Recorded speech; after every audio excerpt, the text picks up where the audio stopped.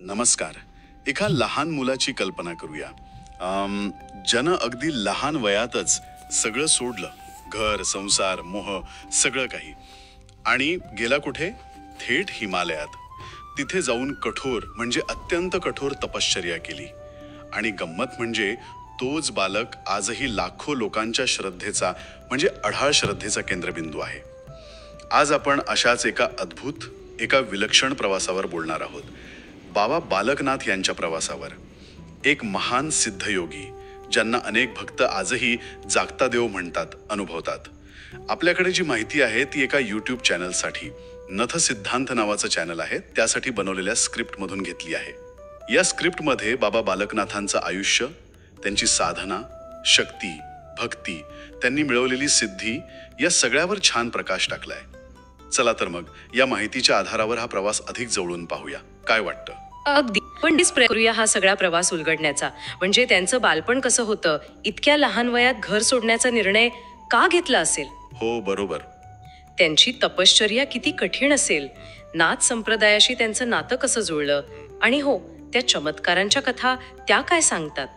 आणि सगळ्यात महत्वाचं, आजही म्हणजे वर्तमानात त्यांचा प्रभाव लोकांच्या आयुष्यावर कसा आहे, त्यांची जी शक्ती, भक्ती आणि सिद्धी आहे त्याचा नेमका अर्थ काय, हे समजून घेण्याचा आपला प्रयत्न राहील. चला तर मग सुरुवात करूया त्यांच्या जन्मापासून. हिमाचल प्रदेशातला काटगड नावाचं गाव. परंपरेनुसार इथेच त्यांचा जन्म झाला. स्क्रिप्टमध्ये म्हटलंय की आई मेणादेवी आणि वडील विश्वनाथ. त्यांनी खूप भक्तिभावानं, पूजेनं त्यांना पुत्र म्हणून मिळवलं होतं. म्हणजे जन्मच मुळी अशा वातावरणातला. हो, भक्तिमय वातावरणात. पण हा बालक काही म्हणजे सामान्य नव्हता. जन्मापासूनच वेगळा.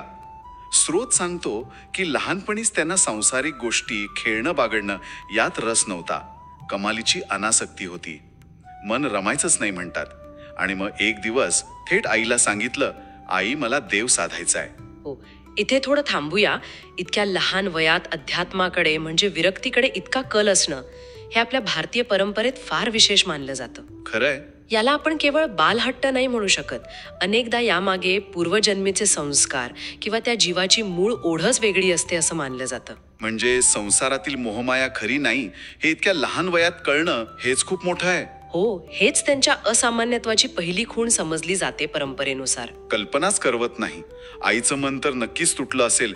स्क्रिप्टमध्ये तसा उल्लेख आहेच. पण ते थांबले नाहीत. हातात कमंडलू, रुद्राक्षमाळ आणि निघाले घराचा त्याग करून थेट तपाच्या मार्गावर, हिमालयाच्या दिशेने. काय विलक्षण दृश्य असेल ते. निश्चितच. आणि हा निर्णय फक्त घरापासून दूर जाण्याचा नव्हता. हा तर स्वतःच्या आत असलेल्या परमात्म्याला शोधण्याचा संकल्प होता. हिमालयात जाणं हे एक प्रतीक आहे. प्रतीक कशाचं? एकांताचं, कठोर साधनेचं, आत्मशोधाचं प्रतीक. तिथे बाहेरच्या जगाचा गोंधळ नसतो आणि साधक पूर्णपणे साधनेत रमू शकतो. आणि तिथेच, हिमालयातच त्यांच्या आयुष्याला एक महत्वाचं वळण मिळालं. बरोबर. तिथे भेट झाली म्हणतात महान गुरु श्री गोरखनाथांची. हो. आणि स्क्रिप्टनुसार त्यांनी गोरखनाथांकडून नाथ संप्रदायाची दीक्षा घेतली. हो. आणि हा त्यांच्या आध्यात्मिक प्रवासातला एक अत्यंत महत्वाचा, निर्णायक टप्पा आहे. नाथ संप्रदाय ही आपल्या भारतातली एक खूप जुनी, गूढ आणि तेवढीच प्रभावी योग परंपरा आहे. मत्स्येंद्रनाथ, गोरखनाथ, अगदी, जालंधरनाथ, कानिफनाथ, कितीतरी महान सिद्ध योगी झालेत या परंपरेत. आणि गोरखनाथांसारख्या गुरूंकडून, ज्यांना साक्षात शिवाचं स्वरूप मानलं जातं, त्यांच्याकडून दीक्षा मिळणं हे साधकासाठी मोठं भाग्यच. दीक्षा म्हणजे नक्की काय असतं? फक्त मंत्र? नाही, केवळ मंत्रोपदेश नाही. दीक्षा म्हणजे गुरुकडून शिष्यामध्ये शक्तीचं आणि ज्ञानाचं संक्रमण होतं अशी मान्यता आहे. अरे वा. आणि गुरूंनी त्यांना फक्त दीक्षा दिली नाही, तर एक मोठा आशीर्वाद पण दिला. स्क्रिप्टमध्ये आहे, बालक, तू सिद्ध होशील, लोकांच्या दुःखाचा नाश करशील. बरोबर. आणि याच आशीर्वादामुळे त्यांना बालयोगी हे नाव मिळालं. तीच ओळख बनली त्यांची. हो, म्हणजे त्यांच्या कार्याची दिशाच गुरूंनी ठरवून दिली. सिद्ध होणं म्हणजे काय नक्की? सिद्ध होणं म्हणजे योग मार्गातली एक सर्वोच्च अवस्था गाठणं. ज्याने योग साधनेने आत्मज्ञान मिळवलंय, पंचमहाभूतांवर नियंत्रण मिळवलंय आणि ज्याच्यामध्ये अलौकिक शक्ती प्रकट झाल्या आहेत, त्याला सिद्ध म्हणतात. म्हणजे गोरखनाथांचा आशीर्वाद हे फक्त शब्द नव्हते. नाही, ती एक प्रक्रिया होती. त्यांच्या आतल्या क्षमतेला जागृत करण्याची. लोकांच्या दुःखाचा नाश करशील, हे त्यांच्या कार्याचं मुख्य सूत्र ठरलं. यानंतर त्यांची साधना अजून तीव्र झाली असणार. त्यांनी वर्षानुवर्षे मौन पाळलं म्हणतात. एका जागी बसून कठोर ध्यान केलं. आणि स्रोत सांगतो की याच काळात अनेक चमत्कार घडल्याचं मानलं जातं. म्हणजे असाध्य रोग बरे करणं वगैरे. हो, आणि या चमत्कारांच्या कथात महत्वाच्या आहेत. त्या केवळ अद्भुत घटना म्हणून नाही बघायच्या. नाथ परंपरेत किंवा आपल्या भक्ती परंपरेत चमत्कारांकडे सिद्ध पुरुषाच्या सहज करुणेचा आविष्कार म्हणून पाहिलं जातं. करुणा. हो, जेव्हा एखादा भक्त पूर्ण श्रद्धेने येतो तेव्हा त्याचं दुःख दूर करण्याची शक्ती सिद्धांमध्ये असते असं मानतात. हे त्यांच्या सिद्धीचं एक बाहेरचं रूप आहे. अजून एक गोष्ट आहे स्क्रिप्टमध्ये, पाण्याच्या धारेतून दूध उत्पन्न करणं. हे कसं शक्य आहे? पहा, या घटनांना आपण विज्ञानाच्या नजरेतून नाही पाहू शकत. याकडे प्रतिकात्मक आणि श्रद्धेच्या दृष्टीने पाहिलं जातं. पाणी म्हणजे सर्वसामान्य तत्व, दूध म्हणजे पोषण, शुद्धता, मांगल्य. तर सामान्य गोष्टीतून असामान्य पोषण देणारी गोष्ट निर्माण करण्याची शक्ती हे त्यांच्या सिद्धीचं प्रतीक मानलं जातं. म्हणजे निसर्गाच्या नियमांच्या पलीकडे जाणं. आणि इतकंच नाही, ते म्हणे पशुपक्ष्यांशी पण बोलायचे. जणू सगळी सृष्टीच त्यांच्याशी जोडलेली होती. साधक परमात्म्याशी एकरूप होतो तेव्हा त्याला सगळ्या जीवांमध्ये एकच चैतन्य दिसू लागतं. अच्छा. मग पशुपक्ष्यांची भाषा समजणं किंवा त्यांच्याशी बोलणं हे त्या अवस्थेत अगदी स्वाभाविक मानलं जातं. सर्व भूतात्मभूत आत्मा असं काहीतरी. अगदी, हे त्या वेदांतातील सिद्धांताचं प्रत्यक्ष रूप आहे. या कथांमधून त्यांची केवळ शक्ती नाही तर त्यांची सर्वांना सामावून घेणारी दृष्टी आणि करुणा पण दिसते. खरंच या कथा ऐकताना पण एक वेगळी ऊर्जा जाणवते. आता त्यांच्या मुख्य स्थानाबद्दल बोलूया. आज हिमाचल प्रदेशातलं देओत्सिद्ध हे ठिकाण बाबा बालकनाथांचं मुख्य देवस्थान आहे. तिथे एक गुंफा आहे जिथे बाबांनी तप केलं होतं अशी श्रद्धा आहे. हो, देओत्सिद्ध हे आता लाखो भक्तांचं श्रद्धा केंद्र आहे. अशा ठिकाणांना सिद्धपीठ म्हणतात. सिद्धपीठ म्हणजे जिथे एखाद्या सिद्धाने वास केलाय, तपश्चर्या केली आहे आणि जिथे आजही त्यांची ऊर्जा जाणवते. भक्तांचा विश्वास असतो की अशा ठिकाणी मनापासून केलेली प्रार्थना किंवा मागणी नक्की पूर्ण होते. म्हणूनच लोक इतक्या लांबून दर्शनासाठी येतात. बरोबर. स्क्रिप्टमध्ये एका विशिष्ट नियमाचा उल्लेख आहे. स्त्रियांना मुख्य गुहेत प्रवेश नाही. याचं कारण बाबा बालकनाथांनी स्वतः सांगितलं होतं. म्हणे, मी ब्रह्मचारी आहे, माझ्या गुहेत स्त्री प्रवेश करणार नाही. याबद्दल काय सांगाल? हो, हा एक संवेदनशील मुद्दा आहे आणि याकडे आपल्याला परंपरेच्या संदर्भातच पाहावं लागतं. बाबा बालकनाथ हे बालयोगी होते, आजीवन ब्रह्मचारी. त्यांच्या साधनेचं ते स्वरूप होतं आणि त्यांनी स्वतः घालून दिलेला तो नियम आहे असं पाहिलं जातं. पण मग स्त्रियांची श्रद्धा. हे महत्वाचं आहे की हा नियम फक्त गुहेतल्या प्रवेशापुरता आहे. बाबांची कृपा किंवा आशीर्वाद काही स्त्री पुरुष असा भेद करत नाही, अशीच भक्तांची पक्की धारणा आहे. म्हणजे कृपा सगळ्यांसाठी आहे, फक्त दर्शन घेण्याची पद्धत वेगळी आहे. असं. अगदी. स्त्रिया गुहेच्या बाहेरून थोड्या अंतरावरून दर्शन घेतात आणि त्यांची श्रद्धा पुरुषांइतकीच घट्ट असते.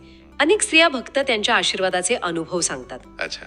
त्यामुळे या नियमाला आपण स्त्रीविरोधी म्हणून न पाहता त्या जागेच्या विशिष्ट परंपरेचा आणि बाबांच्या साधनेच्या पद्धतीचा भाग म्हणून स्वीकारला जातो. मूळ भक्तीत काही अडथळा येत नाही असं भक्त मानतात. आणि तिथे गेल्यावर एकच जयघोष ऐकू येतो. स्क्रिप्टमध्ये पण आहे तो, जय बाबा बालकनाथ सबकी मनोकामना पुरी करतो. किती श्रद्धा आहे यात. हो ना.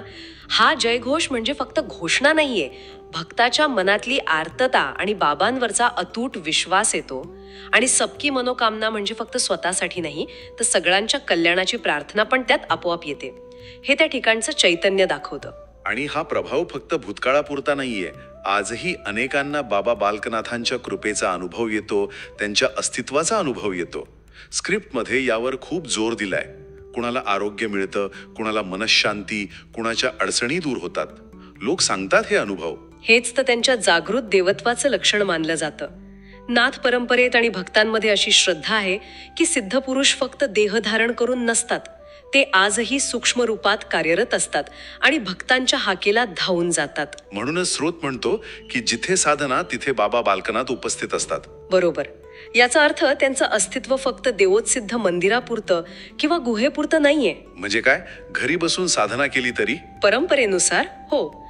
जिथे भक्त शुद्ध मनानं श्रद्धेनं साधना करेल, नामस्मरण करेल, तिथे त्यांची कृपा, त्यांचं चैतन्य अनुभवता येतं अशी मान्यता आहे. त्यामुळे त्यांचं महत्त्व फक्त एका जागेपुरतं न राहता ते वैश्विक म्हणजे कालातीत बनतं. आजही ते साधकांसाठी प्रेरणा आहेत, आधार आहेत. स्क्रिप्टमध्ये एका भक्ताचं वाक्य आहे, बाबा दर्शन देतील तेव्हा जीवनात प्रकाश येतो. किती आश्वासक वाटतं हे ऐकून. खरंय, प्रकाश येणं म्हणजे फक्त लाईट येणं नाही. हो. अज्ञान जाऊन ज्ञानाचा प्रकाश मिळणं, दुःख जाऊन सुखाचा अनुभव येणं, आयुष्याला दिशा मिळणं, या अर्थानं हीच भक्तीची ताकद आहे. अजून एक महत्वाची गोष्ट, त्यांच्या फक्त नामस्मरणानं हजारो पाप क्षमा होतात अशी पण धारणा आहे. हो, नामाचं महत्त्व आपल्या सगळ्याच भक्ती परंपरांमध्ये खूप मोठं आहे. देवाचं किंवा सिद्ध पुरुषाचं नाव हे त्यांच्या रूपा इतकंच शक्तिशाली मानलं जातं. नावामध्ये तीच शक्ती, तेच चैतन्य असतं. त्यामुळे एकाग्रतेनं, श्रद्धेनं केलेलं नामस्मरण मन शुद्ध करतं, वाईट कर्मांचे प्रभाव कमी करतं आणि साधकाला पुढे घेऊन जातं, अशी श्रद्धा आहे. पाप क्षमा होणं म्हणजे कर्माच्या बंधनातून हळूहळू सुटणं. या सगळ्या चर्चेतून एक गोष्ट अगदी स्पष्ट होतीये की बाबा बालकनाथ हे फक्त एक दैवी व्यक्तिमत्व किंवा चमत्कार करणारे कोणी नाहीयेत.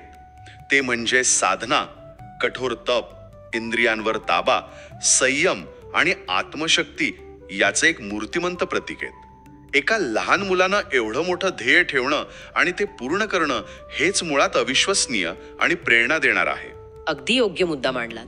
त्यांच्या आयुष्याकडे फक्त चमत्कारांची मालिका म्हणून न बघता एका सामान्य जीवानं साधनेच्या बळावर देवत्व कसं मिळवलं याचा आदर्श म्हणून बघायला हवं.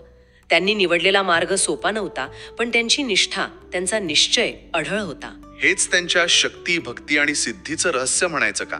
हो, शक्ती म्हणजे साधनेतून मिळालेली आंतरिक आणि बाह्य ताकद, भक्ती म्हणजे देवावरचं अतूट प्रेम आणि श्रद्धा, आणि सिद्धी म्हणजे या दोन्हींच्या एकत्रीकरणातून मिळालेली योगिक पूर्णता.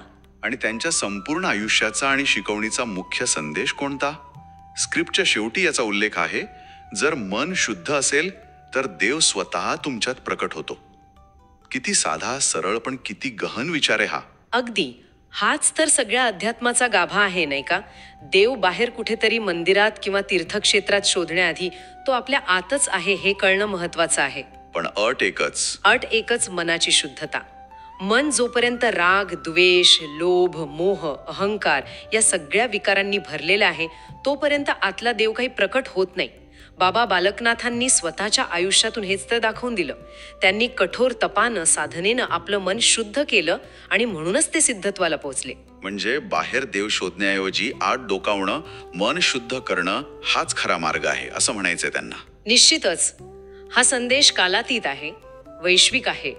तुम्ही कुठल्याही परंपरेची असा, कुठल्याही देवाला माना, पण जर मन शुद्ध नसेल, एकाग्र नसेल, निस्वार्थ नसेल तर खरी आध्यात्मिक प्रगती नाही होत.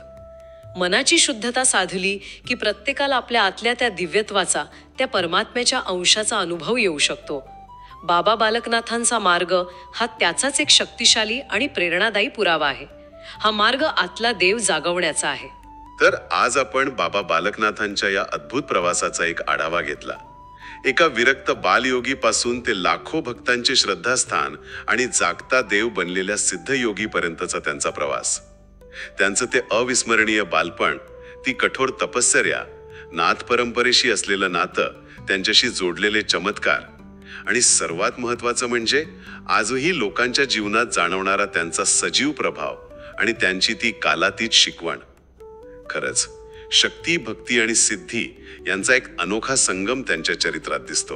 आणि जाता जाता एक विचार मनात येतोय.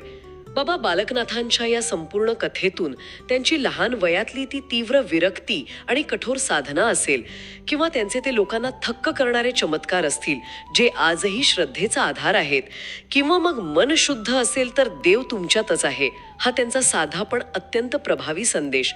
या सगळ्या पैलूंपैकी कोणता पैलू आजच्या काळात आपल्या प्रत्येकाच्या वैयक्तिक आयुष्यातली आव्हानं स्वीकारायला किंवा आपल्या स्वतःच्या आतल्या शक्तीचा शोध घ्यायला सगळ्यात जास्त मार्गदर्शक किंवा प्रेरणादायक ठरू शकतो, यावर प्रत्येकाने विचार करायला हरकत नाही. कदाचित प्रत्येकाला यात स्वतःसाठी काहीतरी वेगळं सापडेल. जय बाबा बालकनाथ. ओम नमो नाथाय.